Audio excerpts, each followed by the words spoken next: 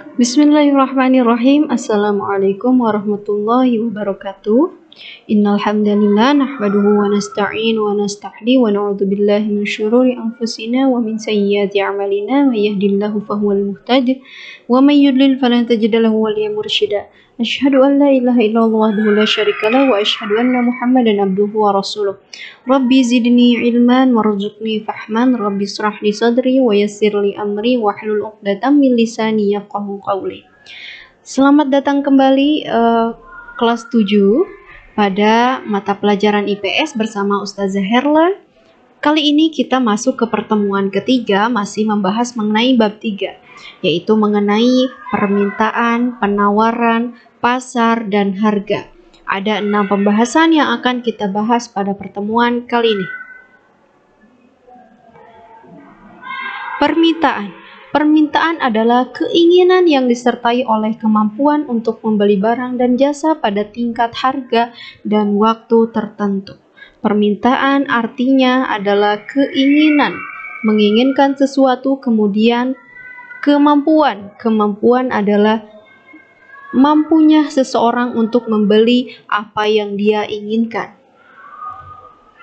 Ada 3 hal penting yang berkaitan dengan konsep permintaan, yaitu jumlah yang diminta, keinginan konsumen, dan jumlah barang yang diminta. Ini yang menjadi 3 hal penting yang mendasari konsep permintaan. Ada 6 faktor yang mempengaruhi permintaan, yaitu harga barang.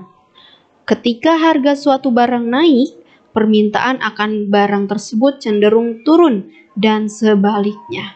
Karena konsumen tergolong ke dalam orang yang memperkirakan apa-apa kebutuhan yang dia penuhi itu berdasarkan pendapatannya juga, ya.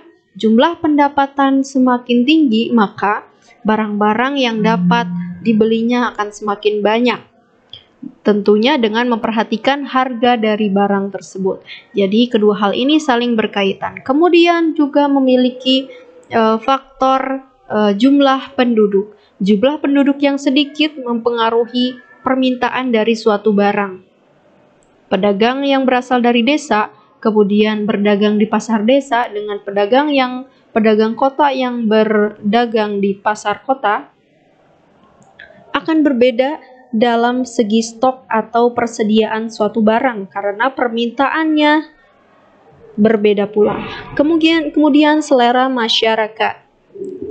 Selera masyarakat berubah-ubah seiring dengan suasana, seiring dengan kondisi lingkungannya, seiring dengan pesatnya ke teknologi dan informasi yang tersedia sekarang.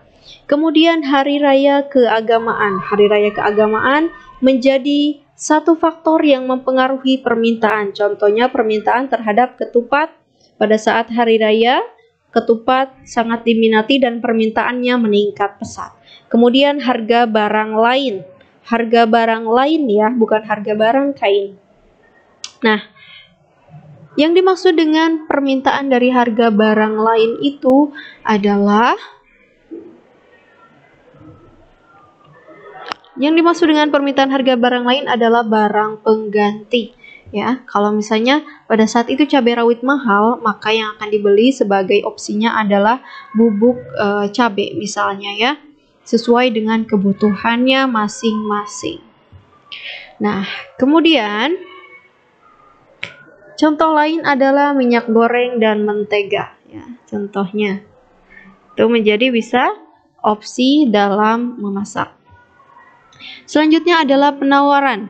Penawaran adalah jumlah barang dan jasa yang tersedia dan dapat ditawarkan oleh produsen kepada konsumen. Penawaran adalah kegiatan menawarkan barang yang dilakukan oleh produsen seorang penjual kepada konsumen pembelinya. Ada beberapa faktor yang mempengaruhi penawaran. Yang pertama adalah kemajuan teknologi. Kemajuan teknologi dalam memproduksi suatu barang dapat mengubah jumlah dan kualitas barang tersebut. Pembuatan produk dengan menggunakan teknologi yang canggih dengan pembuatan produk menggunakan tangan atau teknologi yang minim atau tidak menggunakan teknologi tentu memiliki perbedaan dari jumlah produk yang dihasilkan maupun kualitasnya. Yang kemudian ini akan berpengaruh kepada biaya produksi. Kalau biaya bahan bakunya tinggi, maka seorang perusahaan, seorang pebisnis otomatis tidak akan begitu banyak dalam menghasilkan barangnya. Kemudian persediaan sarana produksi. Sarana produksi atau alat-alat produksi yang dibutuhkan pada saat proses produksi menjadi satu faktor yang mempengaruhi penawaran. Nah, kemudian peristiwa alam. Pada saat terjadinya bencana alam, hasil produksi suatu barang akan berkurang drastis. Kejadian-kejadian alam seperti ini akan mengurangi penawaran barang. Kemudian harapan produsen, jika produsen memperkirakan situasi perekonomian ke depan akan membaik, saat ini produsen memproduksi lebih banyak barang untuk dijual, begitu juga sebaliknya. Kemudian yang terakhir adalah harga barang dan jasa lain. Beberapa barang dan jasa ada yang bersifat hanya melengkapi dan ada juga yang bersifat menggantikan. Nah, ini berhubungan dengan harga barang lain yang menjadi faktor-faktor permintaan tadi. Apabila penawaran suatu barang meningkat, maka barang-barang pelengkapnya, pelengkap penawaran itu juga akan meningkat. Contohnya adalah pembuatan masker. Dalam pembuatan masker, seseorang yang membuat masker membutuhkan kain, membutuhkan benang, membutuhkan karet untuk menghubungnya, maka alat pelengkapnya atau barang pelengkapnya seperti benang dan juga aksen-aksen atau aksesoris lainnya ini menjadi meningkat penawarannya atau gampang atau mudah ditemukan. Selanjutnya, permintaan dan penawaran perlu suatu ruang untuk berlangsung yang dinamakan dengan pasar. Pasar adalah tempat berlangsungnya transaksi jual beli, transaksi permintaan dan penawaran atas barang dan jasa. Fungsi pasar ada 3, yaitu fungsi distribusi, fungsi untuk menyalurkan barang-barang yang sudah jadi, barang-barang yang akan dijual. Kemudian sebagai fungsi membentuk harga, di pasar akan terjadi negosiasi antara pembeli dengan penjual. Nah, ini yang akan membentuk harga dari suatu barang. Kemudian pasar juga memiliki fungsi promosi dari barang yang dijual oleh penjual. Di pasar kita menentukan harga. Seorang penjual menentukan harga. Maka harga itu adalah nilai tukar suatu produk atau jasa yang dinyatakan dalam satuan uang. Nah, harga ini menjadi penting sebagai pembeda atau alat pengukur suatu barang.